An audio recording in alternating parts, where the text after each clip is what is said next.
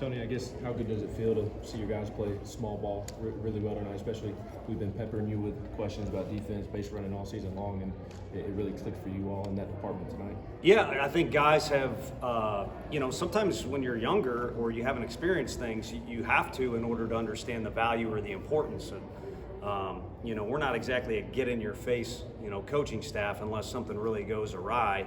But we explain it, and then you got to kind of live it, and the living part is more valuable. And we've seen it firsthand that communicating or base running or just executing a small thing, or even tonight, it probably got lost in the mix, but just discipline at the plate led to 2 innings that were really important. You got to understand the importance of that. So again, coaches can speak it, but I think where you learn the true value is when it doesn't go well for you, and then you kind of have regrets. Right now our guys are playing with no regrets, and they're improved in a lot of different areas. Doesn't make them perfect. They made no errors tonight. We had one on the scoreboard. There's a couple things you'd like to do differently, but they're having fun. They're playing together, and we've certainly improved in a lot of different areas. How impressive was what Cal did defensively tonight? It was outstanding. I mean, if you just go off the stat sheet, we erased 3 of their base runners, and obviously he had a big part of that.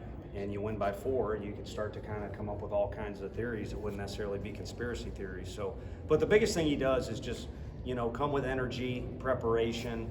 Communication is a really important part of his game.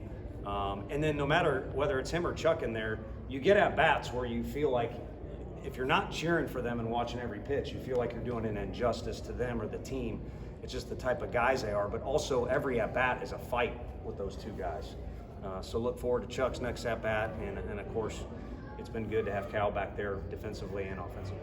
Their starter had only given up 2 home runs in 10 starts. You guys got to him early, 3 in just 2 innings. Just what did you see from your guys? That was the game. We didn't have anything strategy-wise or anything that really stood out. I mean, obviously, you get to this point, you've got plenty of statistics to go off of, and the guys watch video or stuff like that, but he's good. He's good, and he's a tough kid. He's been through a lot, but our guys, for whatever reason, were really dialed in against what he was doing and made it challenging on him, even when we didn't, produce. So, our guy won the starter battle, I guess, because Lindsey was so good, but he got some help from his teammates, and I don't think it was really their intent, but he deserved their help, is what I should say. It was nice to see him get his first win, and again, that guy will bounce back and be pretty good from here on out the rest of his career, but our guys did a good job. Why was Lindsey so effective again tonight?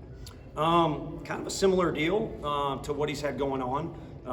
Now, we got out there, and I think he was at 105 pitches. I didn't look at the exact, and he wants to keep going, and he takes care enough of his body that he can keep going. But I think each outing has been get a little higher in the pitch count, get a little more comfortable, get a little better at handling running game and little things like that. So, and he's not a newborn. He's not starting from scratch. He's got experience, but it just seems he's kind of settled into what he's doing. But if you look at his first outing versus this one, they're not that much different, other than maybe we played a little bit better defense behind him and kind of have found ourselves adjacent to him a little bit. Where do you think he has grown the most in these 5 starts?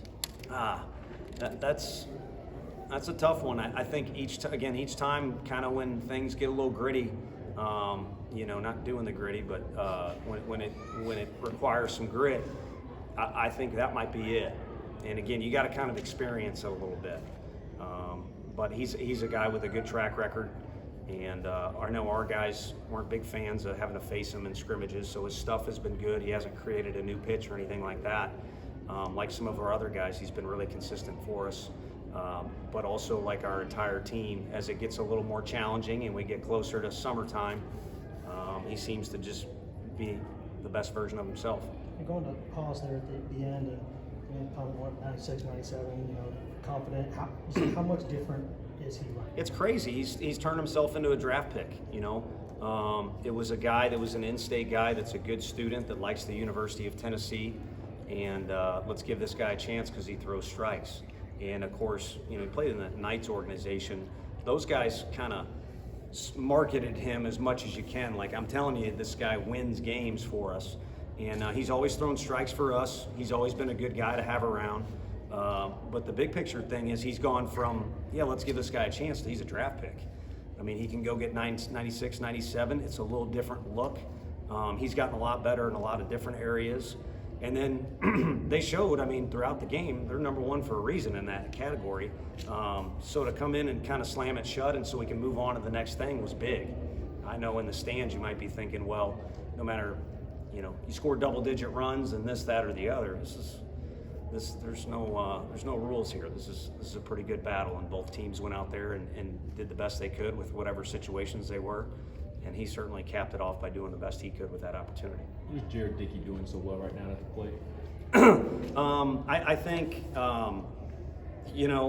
he's getting close to what he was in January and February. I mean, you guys came to some of the scrimmages. It was a little out of control, almost to the point. I think we did kind of start to bunt him or move him down, do something, because it was insane. I can say it now. And then as the season started, it kind of went away, I think, from a little bit of pressing or whatever it might be. But the guy's a bat. He's very consistent for us defensively. I do think he can catch.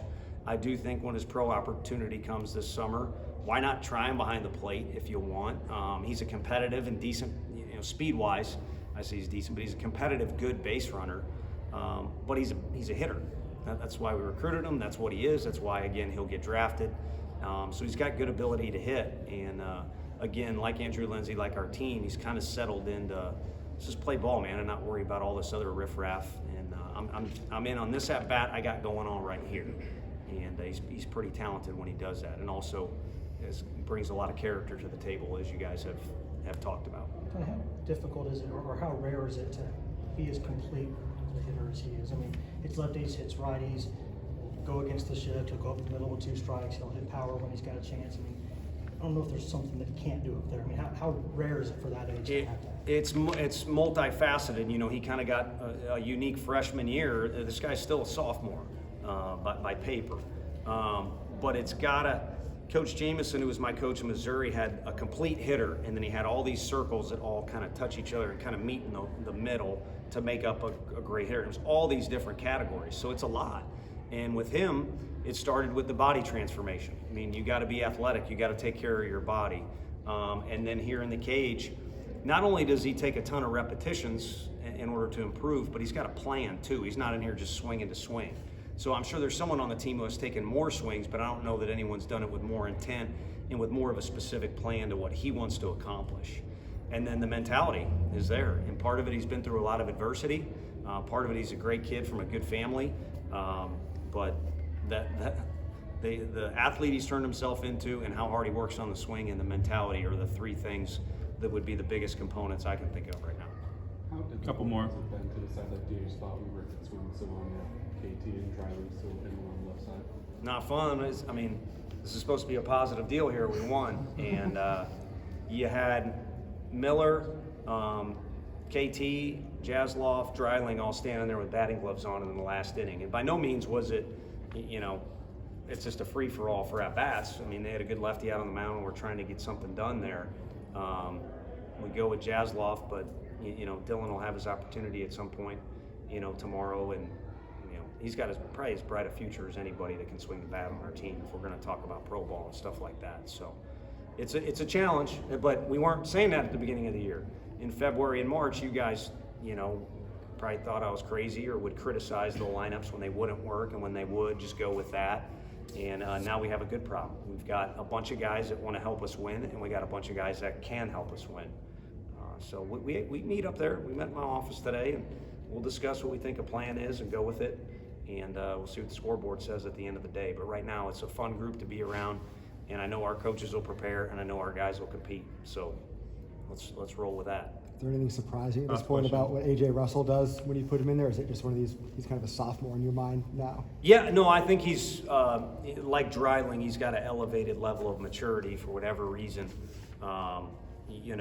and then also he's got ability. I mean, another guy, you get good feedback from your hitters during scrimmage season, or if they just face him for whatever reason on a given day, and, he's got good stuff. So, and he likes to compete. I know he wants to be out there. And the cool thing about him that maybe sometimes the other guys should recognize and can learn from a freshman. Sometimes you're always wanting to learn from the older guys, but go out there, he can have a conversation. The heart rate's right here. He's not afraid to laugh at a joke, but he's taking his craft very seriously. It's a pretty good balance of things he's got going on there. So, could have brought him in earlier, could have left him in longer, but looking forward to his next opportunity that he gets to compete.